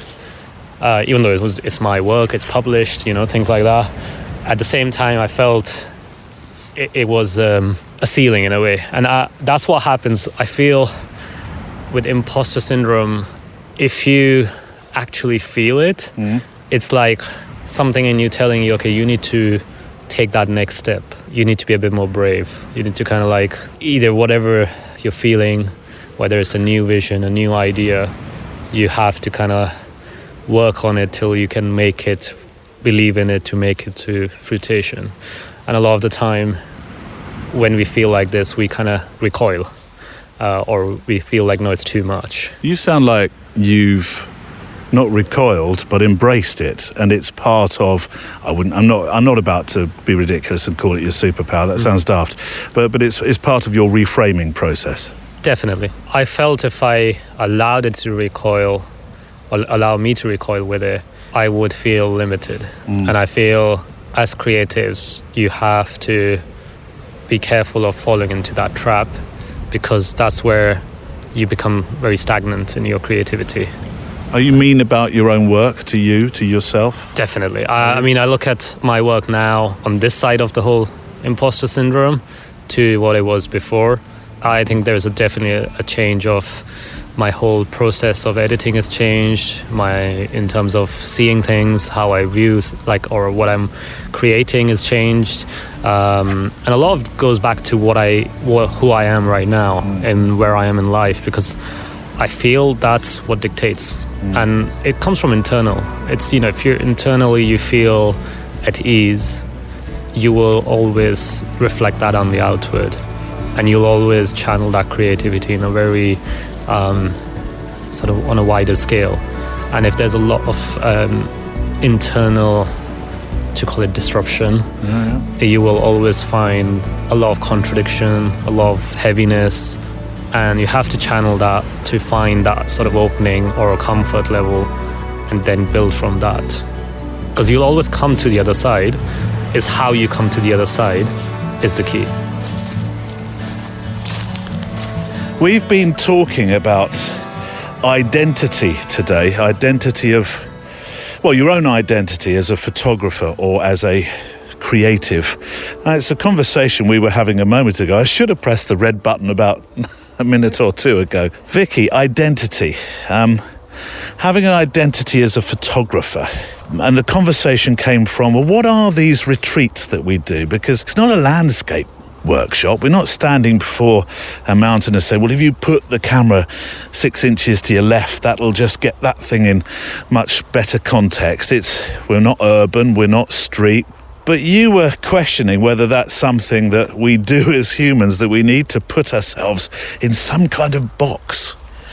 Yeah, because I've been sort of, struggling, but wondering about that question myself, because when I think about, I know I can say that I like being an outdoor photographer. I like doing photography in natural light. I don't do all my photography in natural light, but we've also been talking about, branding and that whole thing about having a personal brand and having something that you're identified with. And I thought, well, I love being out in landscapes, but I'm not sure I would say I am a landscape photographer in the classic sense that, I enjoy being able to look across beautiful vistas, but when I take them myself, I'm not sure it lights me up. So I'm curious about things. I enjoy exploring places, and things catch my eye, and that's what I like to photograph. And I don't think it falls into a neat category of wildlife or street or portrait or landscape or whatever. I like doing varied things, and it's just what catches my eye and gives me that sort of buzz of excitement inside. And then when I look at things, I do find I am someone that's looking at textures and shapes and detail as much as anything else, not in a macro sense, but that's anything that's got interesting shapes and forms that I get attracted to photographing that. Your observational skills are either exceptionally heightened, or they have been over the last few days as we've spent our time. I call it the Uncle Jan walk, by the way, and you won't know my Uncle Jan, but he was a Dutchman, and he was very observational. He'd made a brilliant photographer. He was very observational, and whenever we went out with Uncle Jan, he would find interesting things on the floor, usually £5 or £10 notes, which in those days meant it was a round of ice cream for everybody. You've got an Uncle Jan eye. Because you see stuff. There was an incredible plant that I didn't even know existed in the UK, let alone Scotland. It's essentially a Venus flytrap. Yeah, it was a sundew, beautiful plant with it's got little, it's orangey red, and it's got little sticky globules, and very tiny ones, which attracts flies into it, and they then clasp shut. And it was because I had got down, because as I said, I'd seen a rock that was covered in the most beautiful patterns of lichen, white, yellow, and black, in a sort of geometric shapes, and that's what initially caught my eye when I got down onto the ground, and then that's when I started spotting other things. Yeah, so I walk around with my camera, almost exploring and discovering, and I take pictures as I go of things that catch my eye. And textures has been something that you've been working on, particularly the last 24 hours, it seems. Yeah, and time takes a slightly different dimension. I can sort of switch myself off. And then my imagination starts getting going, and that's when I start picking up textures and shapes in things. We're walking amongst the most beautiful old Scots pines, and they have bark that almost look like pieces of jigsaw puzzle. Yes, I saw that, yeah. Well, I saw it once you pointed it out. And that was what was catching my eye today. But it's things that, once my imagination, I've been able to relax into it, and I'm not feeling rushed, and I can just go around and wander and see what catches my eye and let my imagination start thinking about things, whether it's jigsaw pieces or tree branches that look like mythical dragons or something. Oh my word. Or just patterns on the sea. Like we were down at Rosemarkie Beach, and it has the most beautiful sand patterns, which you can see quite a number of people photograph them when they see them, that look like trees. So you can imagine looking down at a sort of sand forest, but it defies classification as street, urban, or whatever. But I think this is the attraction of the retreat. It was interesting in the creative writing session that we had within the forest. The moment when we were encouraged to write, with a timer playing in the background, I might add, just 1 minute's worth of your thoughts. But you weren't allowed to stop. It wasn't a stop and think about it, then maybe write a couple of words, come back and write some more. It was a free-flowing exercise. I'm not sure that I free-flowed as much as some. How did you find that? Were you able to literally pour out words without thinking about it. Yeah, I think it really worked for me because it just was, the instruction was to just write what you were thinking and just get it down. And I didn't have time to overthink it, which I think for me makes me tense inside. It blocks me up. Yeah. But just had to have a go, and that really worked for me because I didn't have too much time to think about it and then edit and re-edit and then lose the sense of what I was feeling. Yeah. I didn't get too much in my head, so to speak. How did you enjoy the darkroom? I loved the darkroom because it was bringing me back to times when I first went into a darkroom, and I'd kind of lost confidence as much as losing touch in the skill of going out with a film camera, loading it up, manual focusing, knowing I can manual focus fine because we get so reliant nowadays on these cameras with the most great autofocus systems, and knowing that you can come back and then process a film. Again, that in itself is a bit of an art of getting it onto the spool in the dark, but then making that into a print that you can hold. And the time, again, I went into an alter time thing, like we were in there from, was it 9:30 till 5? 9:30 till 5, and it just felt like 10 minutes. Yeah. You'll not know what that click is, because it is just a click. But I've called it a taser. It's a small yellow taser. And it's supposed to, well, it doesn't protect you against, because one of the things that happens at Loch Maree, although we've been lucky today, is usually the midges are out around this particular loch, but there's nothing. I don't know whether that's because I've got bug stop on my bag. I'm wearing some sort of pepperminty thing that Laura, one of our team members, had made. And then you turn up, Harriet, with a taser. Explain what that is. Well, it stops you itching. Oh, it doesn't electrify your skin, and then the bugs don't want to get you. No. It's after the effect. Before you've taken, if you haven't put Laura's stuff on or the bug stop on or whatever, and you get bitten, if you do this a few times round the itchy bite, and it stops it itching. What is it though? What does it do? I call it a taser because it looks like there's electricity coming from it. Well, there is. What? It's a piezoelectric, like you use to light your gas cooker. When you press the button on your gas cooker and it goes click, click, click, click, click, and then the flame. Yeah, I know that. Well, this is the same thing. What? It's like a torture implement. Put it on your skin. Do it again. Does that hurt? Because there's spark that comes out. Oh, it doesn't hurt me. Hold on, let me roll my sleeve up. I don't know whether I want to do this. Hold on. Put it there then. Ow! It does. It just... Do it again. I suppose the more you do it, the less it hurts. I wasn't quite expecting it the first time. It's like a little electric shock. It is, yeah. What is... And that sort of neutralises the area? I don't quite know what it does, but I think it just stimulates around the bite to stop it itching. It might even neutralise the itch with another pain or something. I don't know, but it works. Well, I've not been bitten. I almost wish I was being bitten now. Come on, midges. Come get me. I want to try the taser. That's extraordinary. It's not called a taser, though. What's it called? Don't know. I took it out the packet, threw the packet away. You just gave it to me, and I thought, with your torture implement, I'd try it out. What does it say on the... Oh, there's a lid with the tiniest writing in the world. Do you want me to read it? Yeah, because... Let's have a look. Tiniest writing in the world. Oh, no, it's just some kind of trade number. A telephone number in case of burns. No, doesn't say that. That's extraordinary. Yeah, there's a little spark. Good heavens. Yeah. Well, I'm taking that home for the kids. Well, you know what they didn't ever say, but I'll moot it anyway. Little sparks for little minds. I'll get back to you on precisely how well it works in the future. And that's it for this week. My thanks to Lynn Fraser and the team at the fabulous Barn on the Black Isle. To our photo walkers from the first week, Judith McDermott, Victoria Robb, Sarah Moorcroft, Kelly Mitchell and Ayaz Ali. And from the second week, Amanda Wood, Harriet Langridge, Anne Greaves, John Anderton and Laura Pink.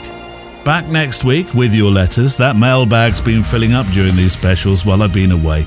I'd like to sign off from our 2 weeks in Scotland with a poet called Kate McCullough, who made a surprise visit to our barn on the first week to read poetry with a Gaelic edge, Kate having Irish and Scottish heritage. I'll leave a link to her new book, and will you and I be sharing the adventure next year in Scotland? Who knows? But I hope so. So this is Blaeberries. Spring still sharp, but the calm has sent out her heralds, and we are sheltered from that white water wail at Black Gorge.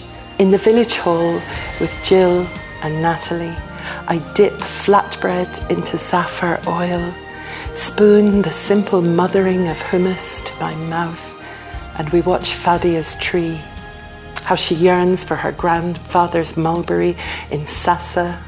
And we believe it too, that the roots will remember her, even though we know she's never seen them, that a border refuses her belonging, that her children cannot feel the purpling fruit decorate their fingers. And we can hardly bear it, saying that we all wake with Gaza now. It's not the same at all, but like a tree rehung with windfall to tempt waxwings in winter, my body is broken. The canker grows in me again. Later, kissing farewells at the woodland gate beneath the sycamores, giant sentinels of their own wisdom, I look to the banks of the Rotten Rock path, where Anna, who recalls her childhood in Norway better each day, has planted blaeberries. Small and nurture needful, like the bairns now untwining from distracted parents, adult leathers, to lie amid the soft shelter of this wise friend's gift, a minding of her even when she might forget herself. I love it for them, the children, living in this possible moment, in the friendship of berries. So, thank you. Thank you so much. Thanks. The Photowalk is a Loading Zone production.